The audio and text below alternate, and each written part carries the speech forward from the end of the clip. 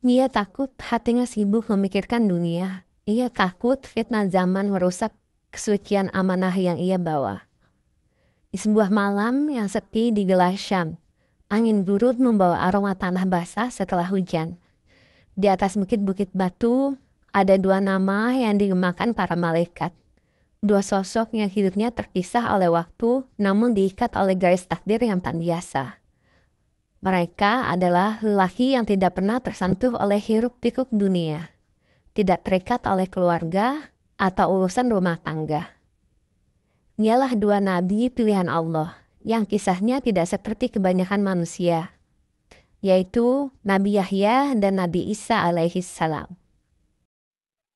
Tentang Nabi Yahya, langit Syam kala itu masih gelap saat Nabi Zakaria memanjatkan doa yang sudah ia simpan bertahun-tahun di dalam dadanya.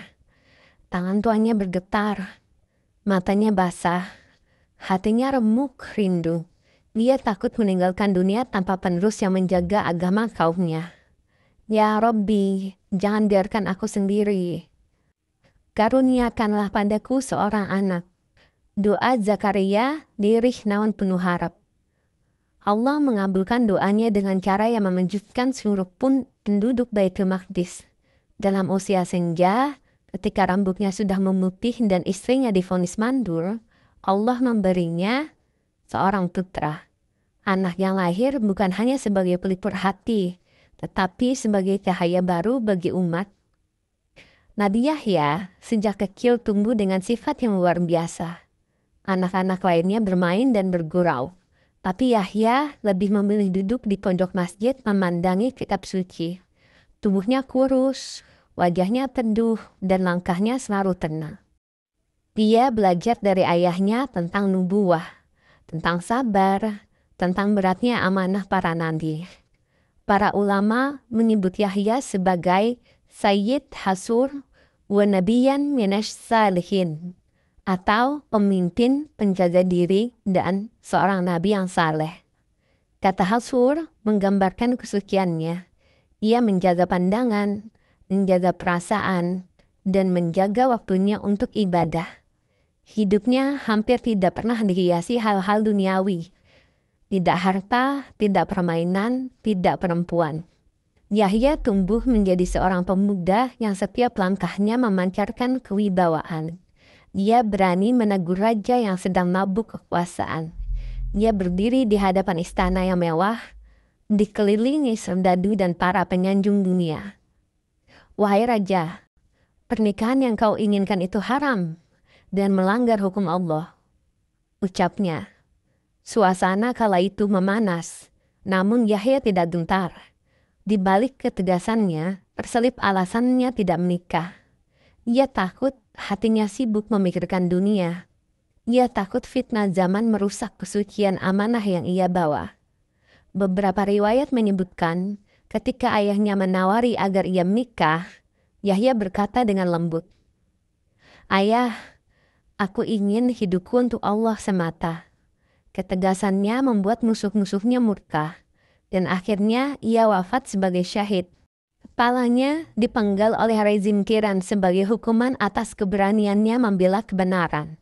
Darah Yahya mengalir di halaman istana, tapi namanya menjadi abadi di langit.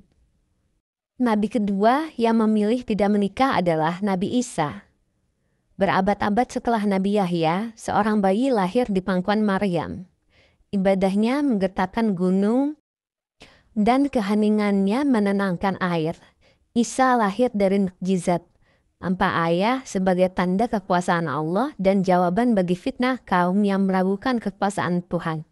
Sejak masih bayi, ia berbicara, mengumumkan bahwa ia nabi dan hamba Allah. Sejak kecil, ia menampakkan cahaya yang memukau, menyembuhkan orang buta, menyembuhkan penderita kusta, bahkan menghidupkan orang mati dengan izin Allah. Tapi kehidupan Nabi Isa bukan penuh dengan kemewahan. Ia tidak memiliki rumah, tidak memiliki harta, tidak memiliki pasangan hidup. Ia berjalan dari satu desa ke desa lain, dari kota ke kota lain. Terkadang ia tidur di bawah rindangnya pohon, terkadang hanya berlindung di balik batu besar. Dalam satu riwayat disebutkan, Tempat tidurku adalah tanah, bantalku adalah rumput, makananku adalah buah-buahan, pelitaku adalah rembulan. Nabi Isa hidup dalam ancaman, pemburu, mata-mata, fitnah kaum kafir yang ingin menangkapnya. Dalam keadaan seperti itu, pernikahan bukan bagian dari takdirnya. Allah menugaskan beliau untuk fokus penuh dengan dakwah dan mukjizat yang menjadi buktinya. Hatinya suci, tidak terikat oleh dunia. Ia hidup untuk langit, bukan untuk bumi. Ketika Bani Israel mengkhianatinya, Nabi Isa tetap tenang. Ketika mereka menuduhnya, ia tetap lembut.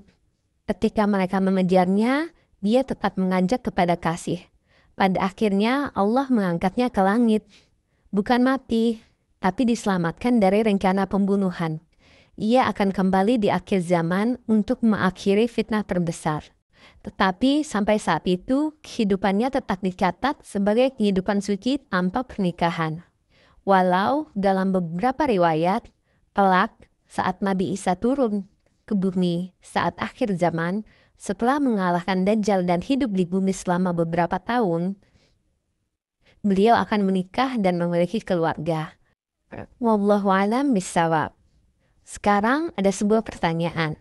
Mengapa mereka tidak menikah? Ada 3 hikmah besar yang sering disampaikan para ulama.